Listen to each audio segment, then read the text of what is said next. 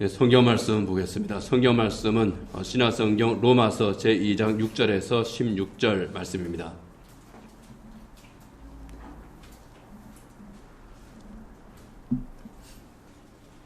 로마서 제2장 6절에서 16절 말씀 함께 읽겠습니다. 하나님께서 주신 말씀입니다.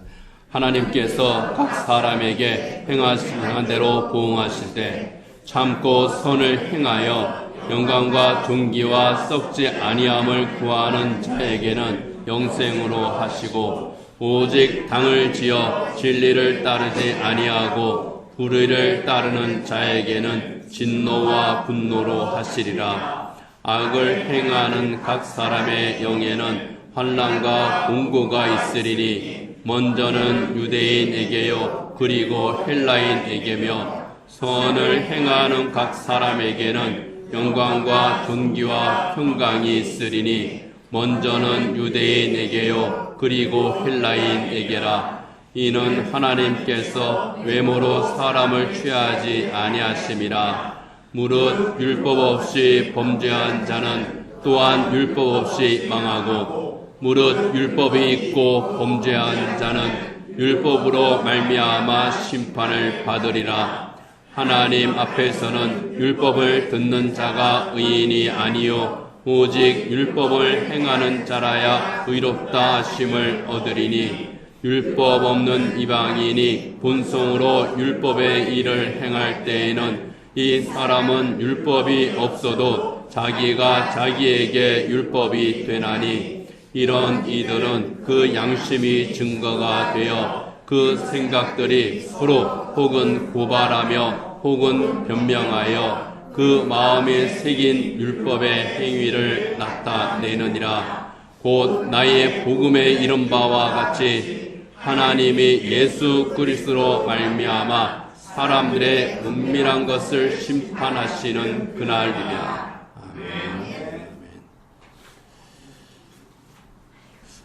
아멘. 1961년도 4월에 세계가 주목하는 재판 하나가 예루살렘의 법정에서 열렸습니다. 히틀러가 일으킨 제2차 세계대전 당시에 600만 명이 넘는 이 유대인들 그리고 집시들 참 수많은 사람들을 학살했던 그 대표적인 책임자 루돌프 아이히만에 대한 재판이었습니다. 그 재판정에서 아이히만은 자기의 죄를 부인했습니다. 나는 그 많은 사람들을 죽인 죄가 없다. 나는 그 죄에 대해서 책임질 수가 없다. 나는 시키는 대로 했을 뿐이다. 그러면서 이렇게 말했습니다. 나는 유대인이나 비유대인을 결코 죽인 적이 없다. 이 문제에 대해 말하자면 나는 어떠한 인간도 죽인 적이 없다. 나는 유대인이든 비유대인이든 죽이라는 명령을 내린 적이 없다. 가스실로 보내라고만 했지 가스실로 보내서 죽이라고 하지 않았다는 겁니다. 총살하는 곳으로 보내라고 했지 총을 쏘라고 하지 않았다는 겁니다. 그리고 자기는 위에서 시키는 대로 했을 뿐이다. 그러므로 나는 죄가 없다. 이것이 아이히만의 변명이었습니다. 하지만 그의 항변은 받아들여지지 않았죠. 아무리 변명한다고 해도 학살 책임자가 분명했기 때문입니다. 아이히만의 재판을 방청하고 예루살렘의 아이히만이라고 하는 책을 쓴 사람이 한나 아렌트입니다. 여러 번 소개를 드렸습니다. 이 한나 아렌트는 이 재판을 방청하고 나서 딱 한마디를 남겼습니다. 악의 평범성. 참 보편적으로 사람들이 다 이게 악의 평범성을 가지고 있구나. 이것을 한나 아렌트가 발견한 겁니다. 한나 아렌트가 본 이 아이히만은요, 아무리 봐도 악마적 성격을 타고난 사람이 아니었습니다. 그 재판정에선 아이히만은 그냥 일반 사람이었습니다. 평범한 이웃 사람이었습니다. 이 사람에게 사이코패스 같은 이런 그 악마적 성격이 있기 때문이 아니라 아무 생각 없이 자신의 직무를 수행했던 사고력의 결여 때문에 이 사람이 그 큰 범죄를 저질렀다고 하는 겁니다. 말하자면 생각이 없는 죄.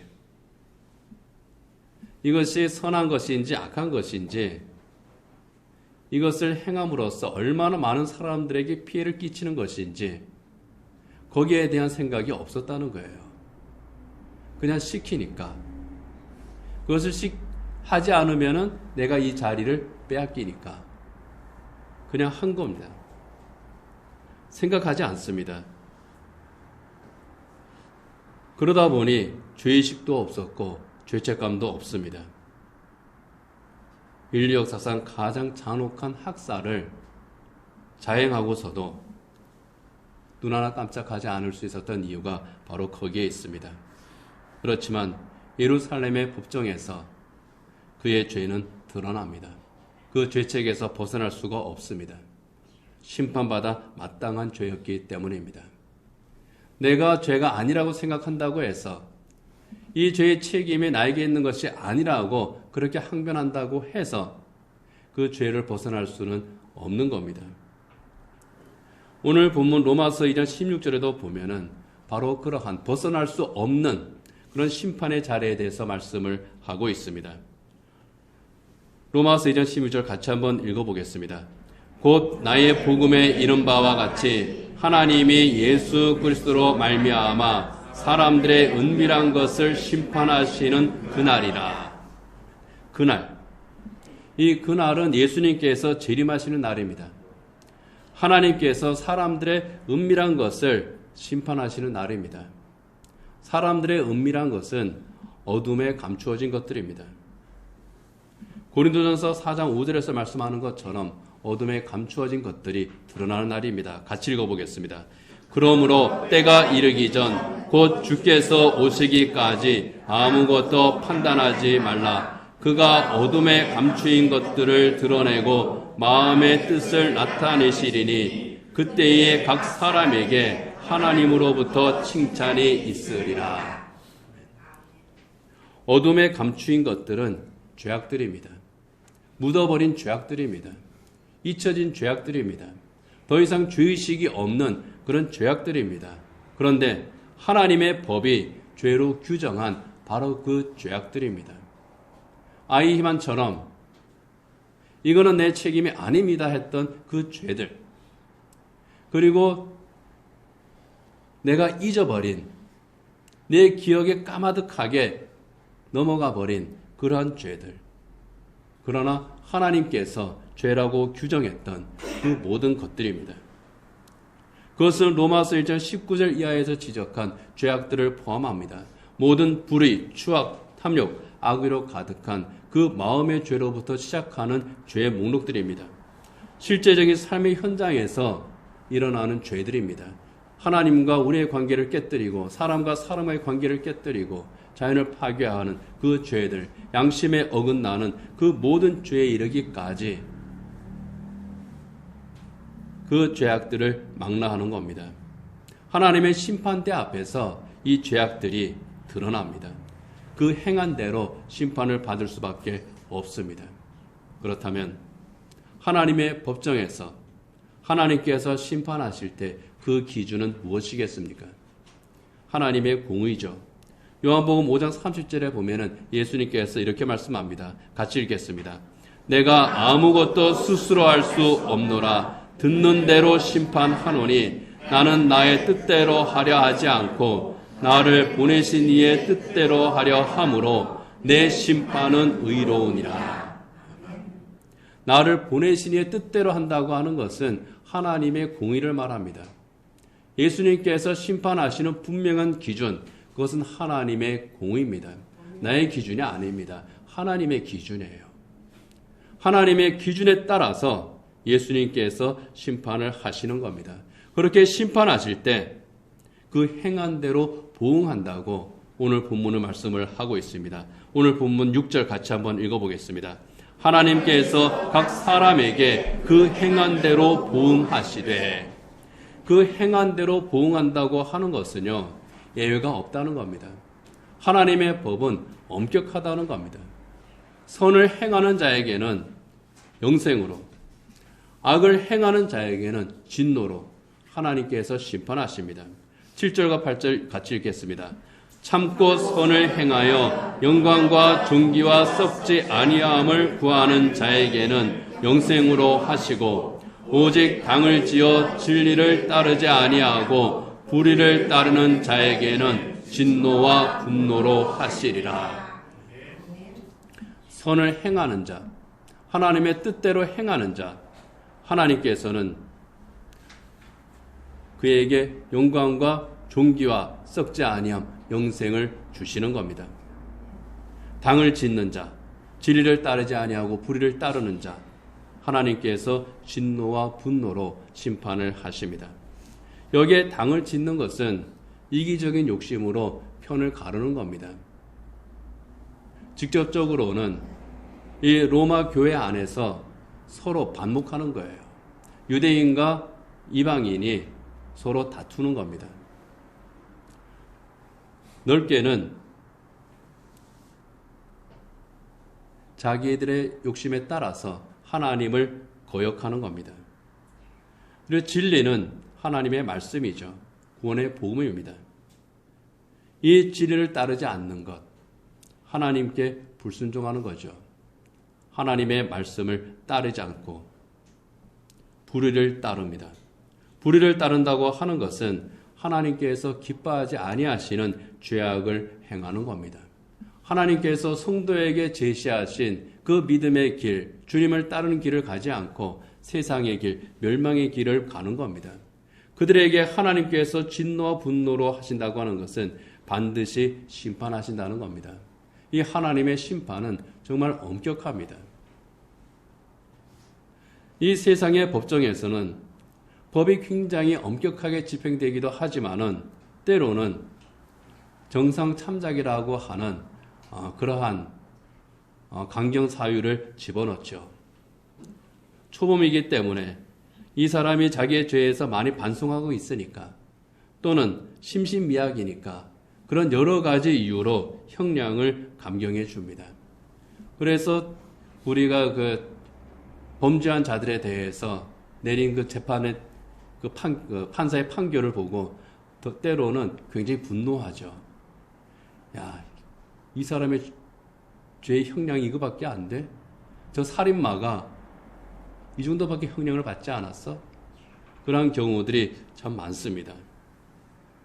죄가 된다는 것을 모르고 죄를 지었다고 하면 그것도 감경 사유가 됩니다. 그래서 악인들이 제도를 악용하죠.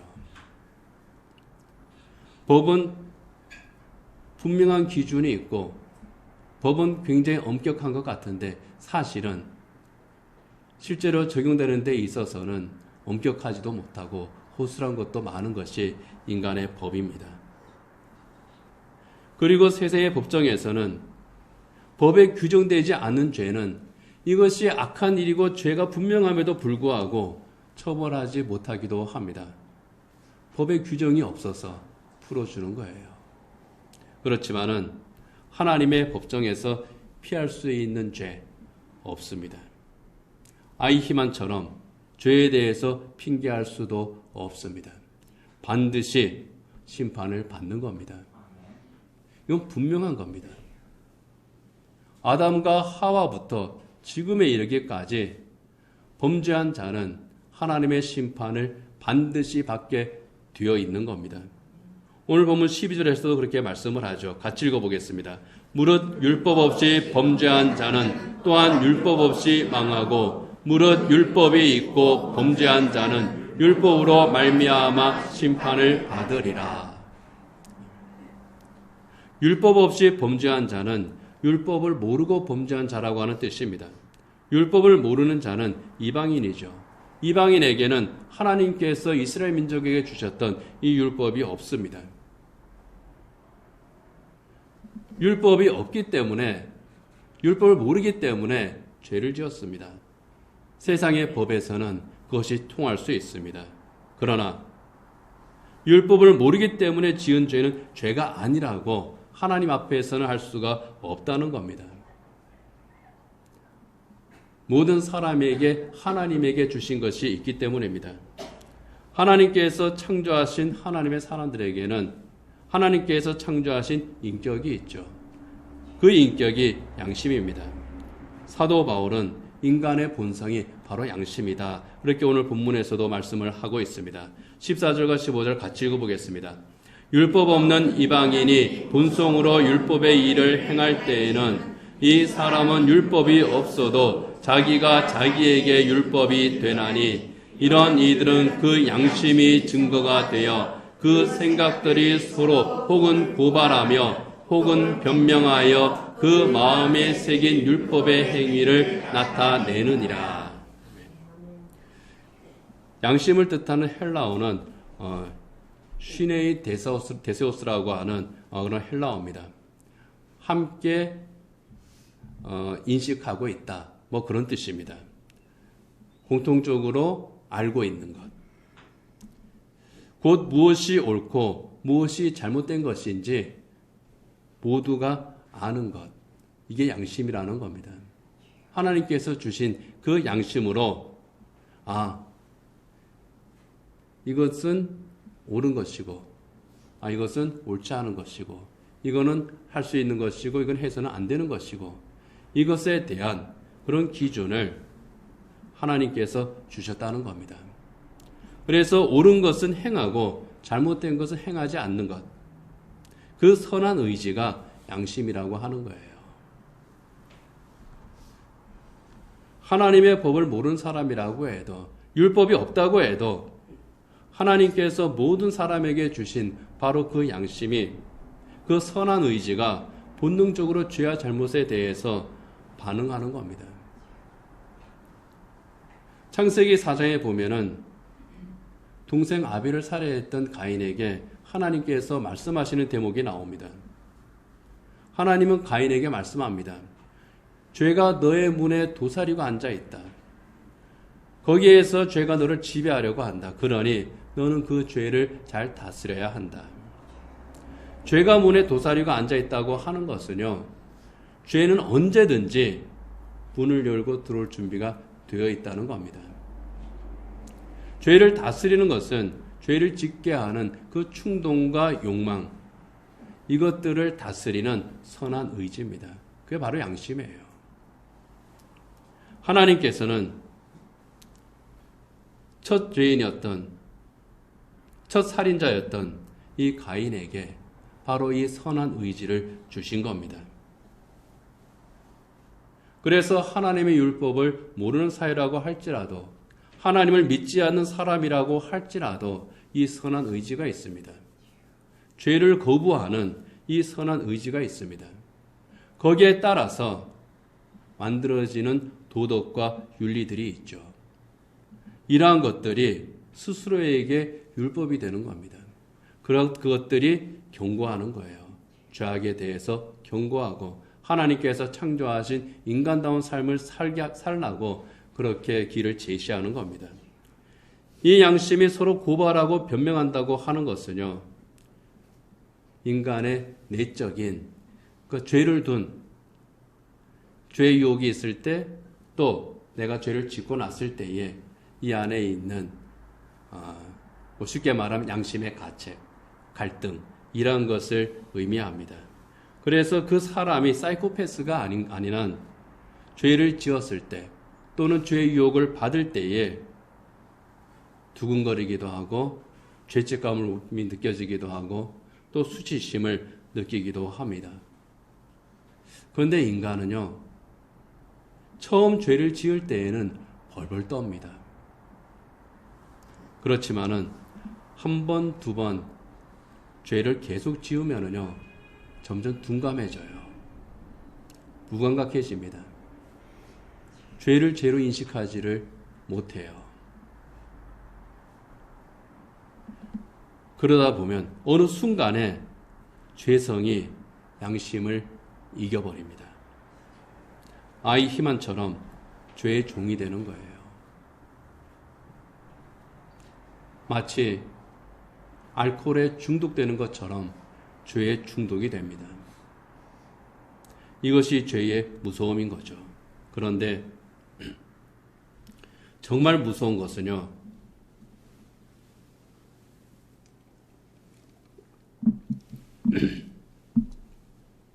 하나님 앞에서 감출 수 있는 죄는 아무것도 없다는 겁니다.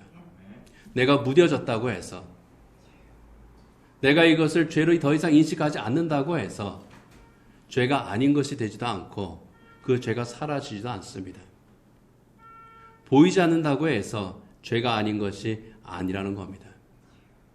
언젠가 그것이 다 드러납니다. 그 언젠가가 바로 주님의 때입니다.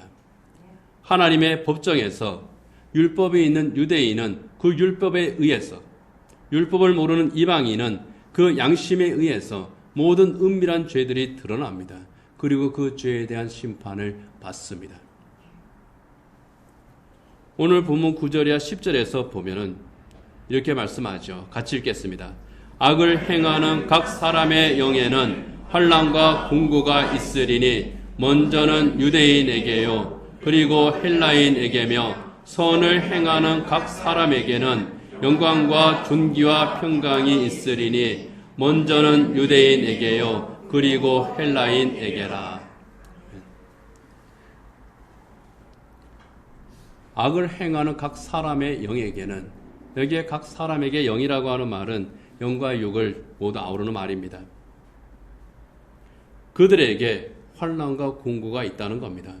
환난과 공고는요, 그냥 쉽게 말하면 하나님의 징벌입니다. 악을 행하는 자, 하나님께 벌받는다.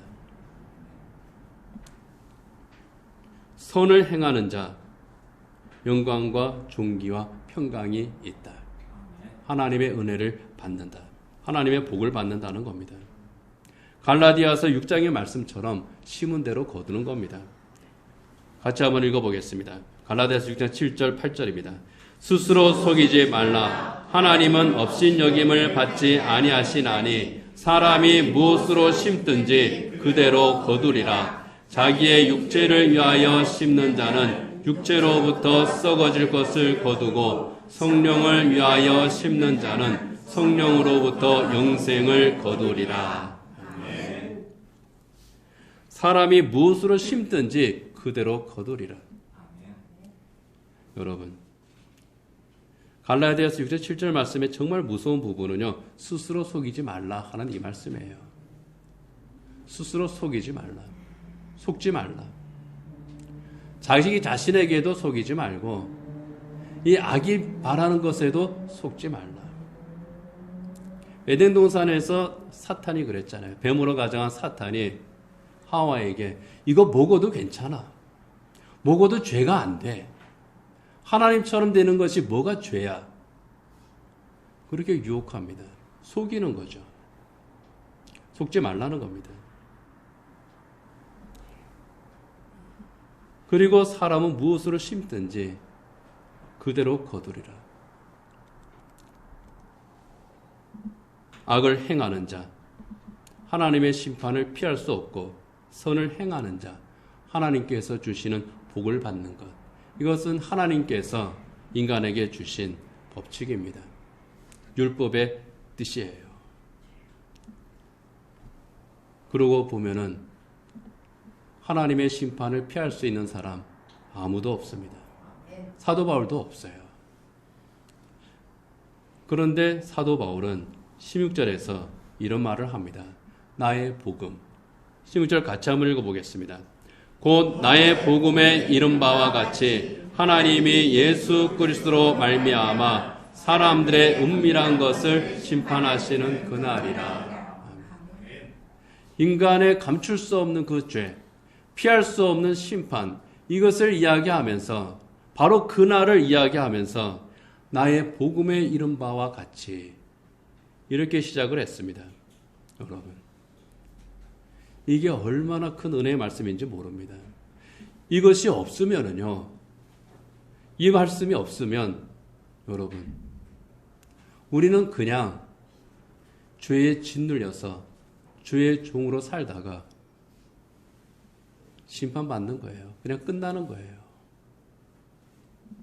그런데 바울은 나의 복음에 이른 바와 같이, 나의 복음이 가리키는 바와 같이, 나의 복음이 제시하는 것처럼 여기에 소망의 말씀을 우리에게 주는 겁니다. 복음은요, 우리 죄를 대속하고 구원하신 예수 그리스도의 십자가와 부활의 은혜를 말합니다. 이게 나의 복음이다. 그렇죠. 여러분에게도 이게 복음이죠. 이 복음을 우리가 믿고 구원을 받았습니다. 그런데 왜 바울이 이 죄에 대해서 반드시 심판받는다고 하는 것을 엄격하게 말하면서 하나님의 심판을 피할 수 있는 것은 아무것도 없다고 그렇게 무섭게 말하면서 나의 복음에 대해서 말씀한 이유가 무엇이겠습니까? 이 하나님의 심판 때는요, 비유하자면은 병원의 수술 때와 같습니다. 겉으로 보기에는 다 멀쩡합니다. 그런데 어느 순간에 몸이 안 좋아서 병원에 갑니다. 당시 수술해야 됩니다. 그래서 수술대 위에 올라가죠. 의사의 메스가 환자의 환부를 가릅니다. 그러면 그 안에 있는 것이 다 드러나요. 겉으로 보기에는 참 멀쩡했는데 열어보니까 썩어 있습니다. 열어보니까 죽어 있습니다. 열어보니까 이것 때문에 이 사람이 죽어가고 있습니다. 어떻게 합니까? 그 썩은 것들, 병의 원인이 되는 것들 도려내죠. 마치 그것과 같습니다. 히브리서 4장 12절에 보면은요, 하나님의 말씀은 좌우의 날이 선 검과 같다고 그렇게 말씀합니다. 같이 읽어보겠습니다. 하나님의 말씀은 살아있고 활력이 있어 좌우의 날선 어떤 검보다도 예리하여 혼과 영과 및 관절과 골수를 찔러 쪼개기까지 하며 또 마음의 생각과 뜻을 판단하나니. 아멘. 마치 수술대 위를 묘사하는 것 같지 않습니까?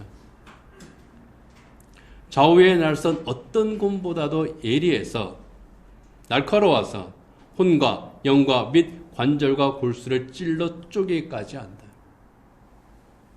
마음의 생각과 뜻을 판단한다. 하나님의 메스가 우리의 영과 혼과 관절과 골수와 마음의 생각과 뜻을 샅샅이 헤집는 겁니다. 죄를 드러내는 거예요. 의사의 손에 들린 그 메스가 병의 원인들, 몸 안에 썩은 바로 그것들을 하나하나 찾아내서 도려내는 것처럼 하나님의 말씀이 우리의 모든 죄악을 드러나게 하는 겁니다. 감추어진 죄악들을 드러나게 하는 거예요. 그런 면에서 볼 때에 율법은 하나님의 손에 들린 이 죄를 드러내는 메스와 같습니다. 여기에 하나님의 은혜가 임하는 거예요. 어떤 은혜입니까? 드러난 죄를 도려내는 거예요. 이 드러난 죄악들을 그대로 두지 않고 십자가라고 하는 그 수술대 위에서 그것들을 깨끗하게 드러내는 겁니다. 드러나게 하고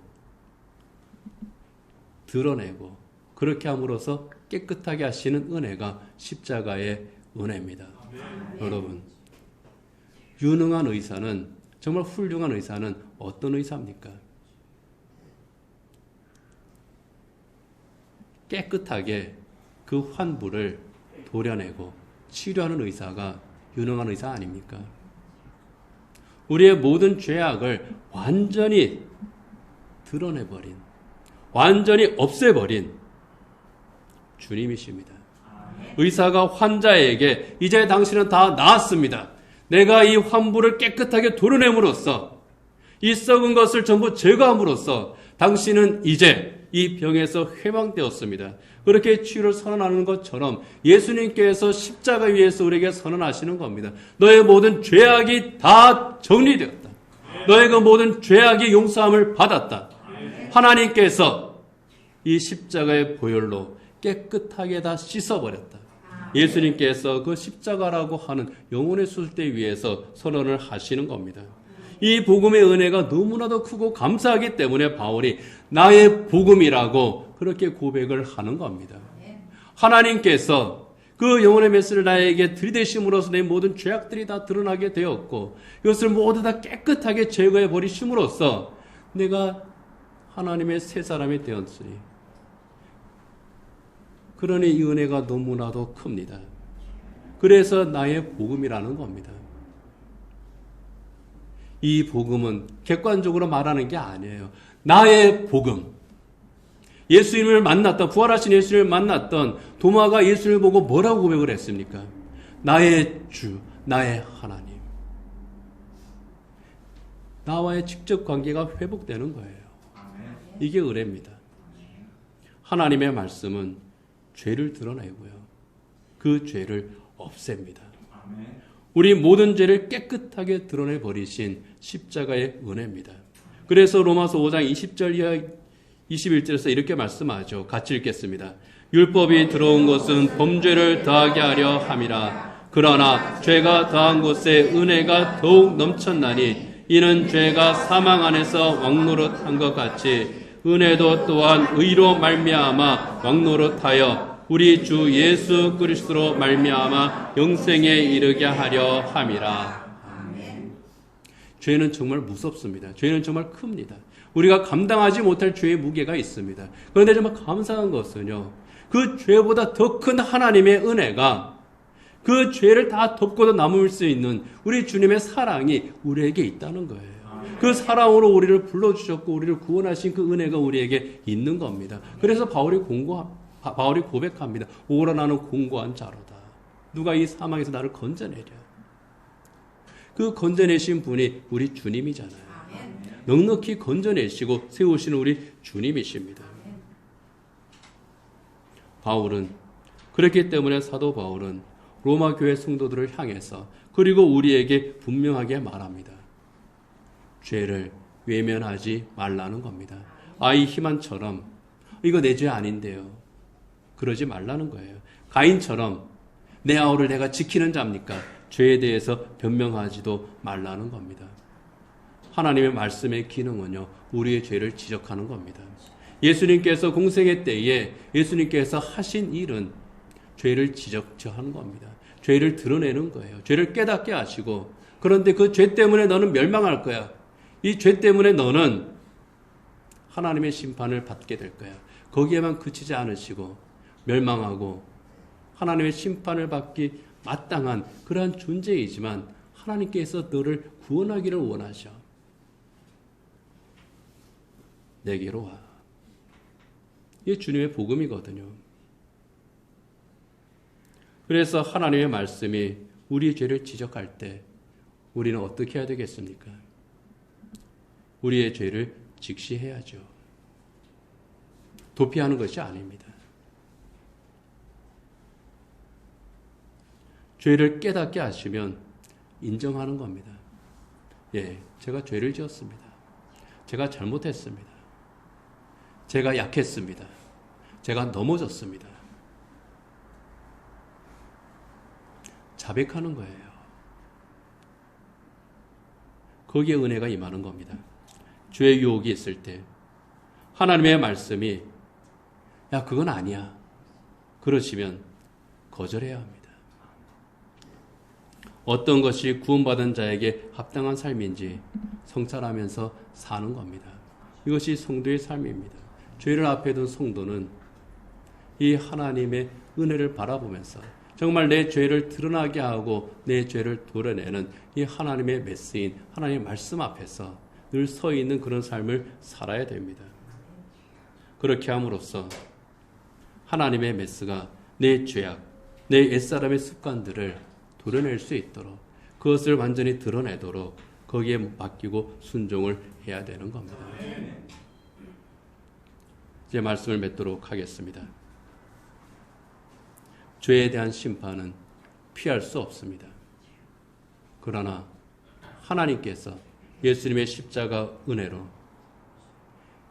그 피할 수 없는 그 죄에 대한 심판을 대신 받으셨습니다. 그리고 내게로 오라고 말씀합니다. 그럼 우리가 해야 할 일은 무엇이겠습니까? 여전히 죄는 우리를 유혹합니다. 여전히 우리는 넘어지면서 비틀거리면서 그렇게 믿음의 길을 갈 겁니다. 그렇지만 그때마다 우리가 해야 될 것은 그것을 깨닫게 하시는 하나님의 말씀이 우리에게 있을 때에, 하나님의 음성이 우리에게 들릴 때에 우리가 해야 될 일은 그것을 바라보고 인정하고 주님께 맡기는 것인 줄 압니다. 그리고 우리의 새로운 삶을 살기를 힘쓰는 겁니다.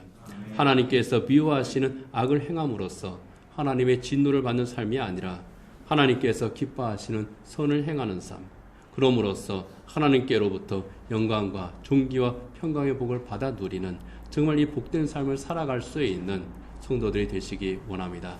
기도하겠습니다. 하나님 아버지, 죄는 우리의 문 앞에 엎드려 있다가 언제나 유혹하고 또 넘어뜨리려고 합니다. 하나님 아버지, 우리의 약한 부분을 건드리고 넘어뜨리려고 합니다. 그럴 때마다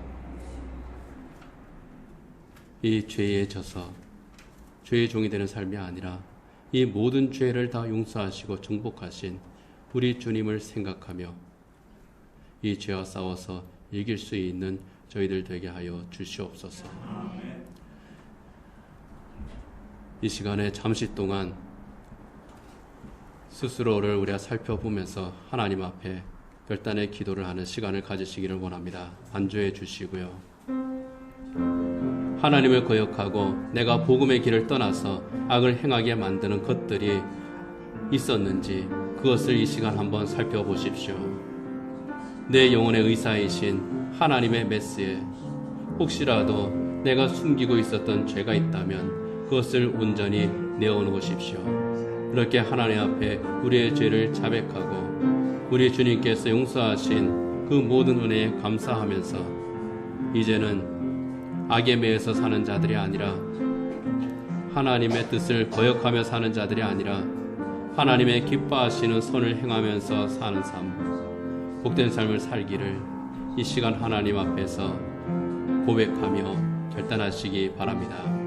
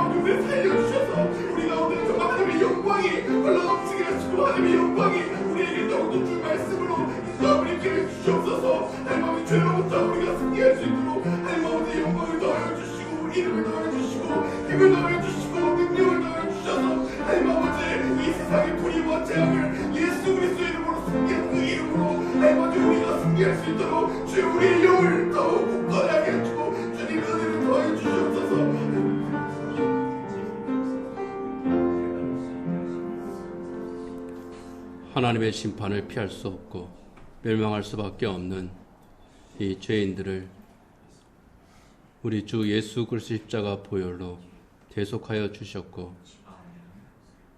하나님의 복된 백성이 되게 하셨으니 참으로 감사합니다. 그럼에도 불구하고 때때로 죄의 유혹에 넘어지고 또 죄를 짓는 우리의 모습을 봅니다. 하나님의 말씀이 우리의 죄를 깨닫게 할 때에 우리의 죄를 보이게 할 때에 하나님께서 은혜를 베푸시는 사인임을 알고 그 죄를 인정하고 자백하고 죄의 길을 떠나서 참으로 하나님께서 기뻐하시는 선하고 복된 삶, 하나님의 백성다운 삶, 하나님 중심, 성경 중심, 교회 중심의 삶을 저희들이 살아갈 수 있도록 주여 도와주시옵소서.